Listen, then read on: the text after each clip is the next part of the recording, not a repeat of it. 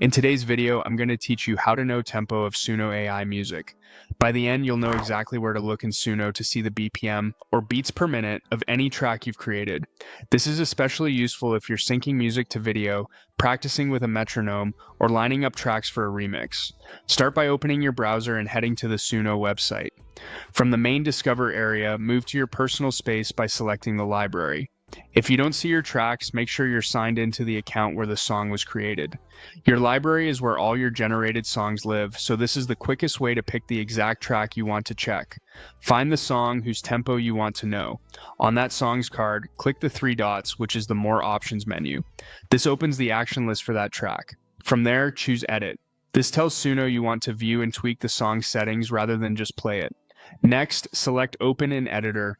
The editor is where Suno exposes more detailed controls. Give it a moment to load, you'll see the timeline and various buttons appear. Once the editor is open, look toward the bottom center of the interface for the settings icon. It's typically represented by a small gear. Click that gear to open the editor settings panel. This is where the tempo control lives. Inside the settings panel, choose Manual BPM. Turning this on reveals the tempo information for your track. After you enable Manual BPM, look just beside the settings icon at the bottom. You'll see a number appear there. That number is your song's BPM. For example, if it shows 120, that means the track runs at 120 beats per minute, a common mid-tempo pace that works well for pop and dance. A few quick tips to make this smoother. If the interface looks a little different, don't worry, design updates can shift icons slightly, but the settings gear remains near the bottom center in the editor. If a track feels like it speeds up or slows down creatively, the displayed BPM reflects the primary tempo the editor is using.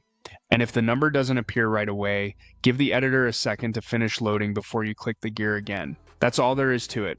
Go to your library, open the song in the editor, click the gear, enable Manual BPM, and read the tempo right next to the settings icon.